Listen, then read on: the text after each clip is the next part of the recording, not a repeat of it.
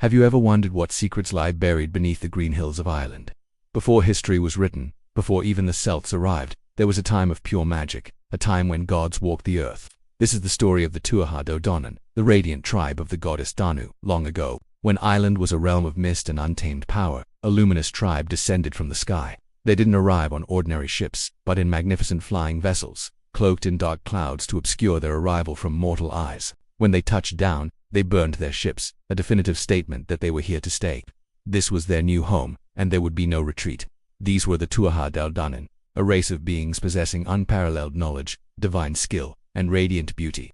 They were not gods in the way we often think of them, but masters of art, science, and magic, who brought with them the very foundations of civilization. From there, for mythical cities in the north, Phalius, Gorius, Murius, and Phineus, they carried 4 sacred treasures, 4 artifacts of immense power that would forever shape the destiny of the Emerald Isle. From Phalius came the Lia Fáil, the Stone of Destiny. It was said that this stone would roar with joy when the true High King of Ireland stood upon it. Imagine that. A king's right to rule confirmed not by men, but by the very land itself. From the city of Gorius, they brought the Spear of Lugh, a weapon so thirsty for battle that it had to be kept in a cauldron of water to calm its fiery spirit. In the hands of a warrior, it was unstoppable, always hitting its mark. From Murius came the Cauldron of Dagda. This was no ordinary pot. It was known as the undry, for no matter how many people gathered, it could provide a feast for them all. No one ever went away from it hungry. It was a symbol of abundance, hospitality, and life itself. And finally, from Phineus, they brought the Sword of Nuada, also known as the Sword of Light. No armor could withstand its blow, and once drawn from its scabbard, no enemy could escape it. It was the ultimate symbol of justice and inevitable victory. Armed with these treasures and their own divine abilities, the Tuatha Dé Danann arrived in an Ireland already inhabited by a tribe of skilled but less magical people known as the Firbolg. A conflict was inevitable. The Tuatha Dé Danann, preferring peace, offered the Firbolg half of Ireland to rule as their own. But the Firbolg, proud and defiant, refused, choosing to fight for the entire island. This led to the first battle of Magtuord. The two armies clashed, and the superiority of the Tuatha Dé Danann was clear. Yet it came at a great cost. Their king, Nuada, fought the Firbolg champion Shring. In the fierce duel, Shring with a mighty swing of his greatsword severed Nuada's right arm at the shoulder. Though the Tuatha Dé Danann won the battle, their king was now maimed. According to their laws, a king had to be physically perfect. A blemished king could not lead them. For 7 long years, the Tuatha Dé Danann were without a king, but they were masters of craft. Dion Sect, the god of healing, along with the master artisan Credni, forged a new arm for Nuada, an arm of gleaming, articulated silver. With this prosthetic, Nuada was whole again and could reclaim his throne.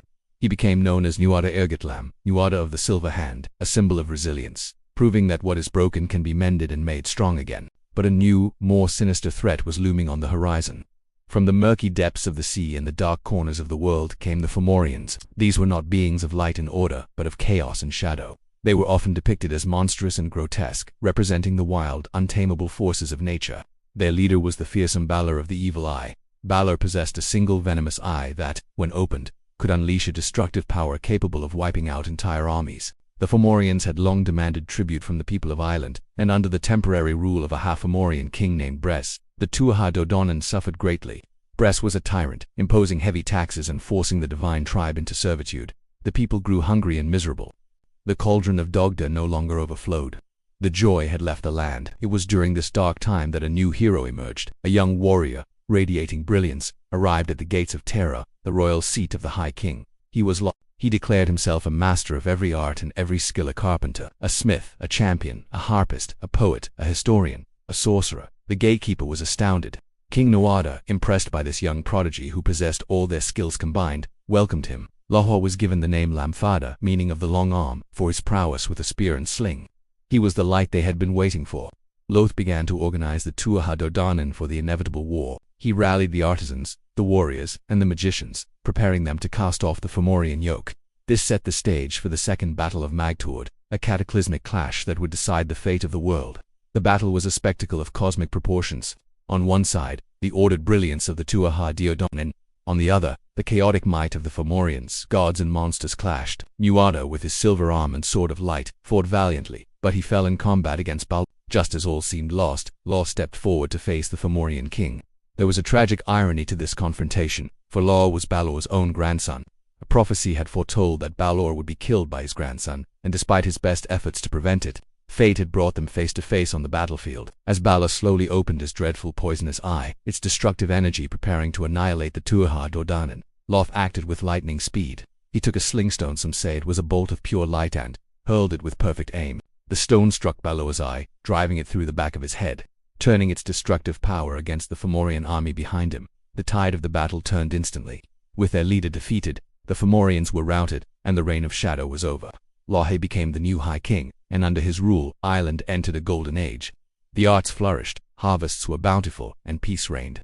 But the age of the gods, like all ages, was destined to fade. A new race was coming. Humanity. The Milesians, the sons of Emel, the ancestors of the modern Irish people, arrived from Spain.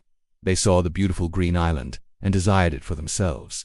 The Tuatha Dé Danann, led by 3 kings who were grandsons of the Dagda, met them. The Milesian poet emerged and promised that if his people could successfully land and set foot on the shore, they would have a right to the island. The Tuatha Dé Danann used their magic to conjure a great storm, pushing the Milesian ships back out to sea. But Emergent placed his foot upon the land of Ireland and sang a powerful incantation, calming the sea and claiming the land for his people. A pact was made. The Milesians would rule the world above the world of daylight and human affairs. The Tuatha Dé Danann, in turn, would retreat into the world below, the other world.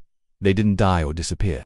They simply withdrew from our sight, becoming the Aosc, or the people of the mounds. They moved into the hollow hills, the ancient burial mounds and the fairy forts that dot the Irish landscape. These places became portals between our world and theirs, and so they remain. They say that on a quiet, moonlit night, if you listen closely near an old ringfoot or a standing stone, you might still hear the faint, enchanting music of the Dagda's harp. You might see a flicker of strange light, or feel a sudden magical chill in the air. The Tuatha Dé Danann became the fairies and the spirits of the land, their stories woven into the very fabric of Ireland. They are a reminder that just beyond the veil of our everyday perception, a world of magic, beauty, and ancient power still waits, sleeping, until the day it is needed once more. Thank you so much for joining me on this journey into Irish mythology. If you enjoyed this story, please give this video a like. And don't forget to subscribe and hit that notification bell so you won't miss our next dive into the world's greatest legends. Until next time, stay curious.